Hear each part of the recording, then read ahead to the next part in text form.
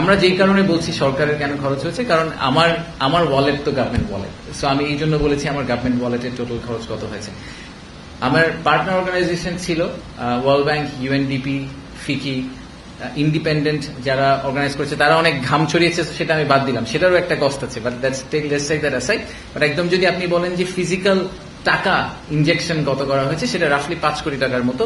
বাকি টাকাটা আমাদের পার্টনার অর্গানাইজেশনগুলো আমাদেরকে সাপোর্ট দিয়ে করেছে, almost in the form of grant. They thought যে দিস ইজ ইম্পর্টেন্ট ফর বাংলাদেশের ব্র্যান্ড বিল্ডিং এর জন্য, তাই তারা আমাদেরকে ওইটা দিয়ে সাপোর্ট করেছেন। সো অল ইন অল এই 4 দিনের এগেন আমি এই জন্য বলছি যে কোয়ান্টিটেটিভটাতে কাইন্ডলি হ্যাং আপ হয়ে যাবেন না।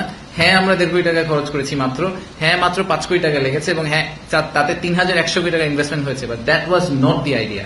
The idea is to build a pipeline to change the narrative of Bangladesh, এবং সেটাই আমরা পুশ করার চেষ্টা করেছি।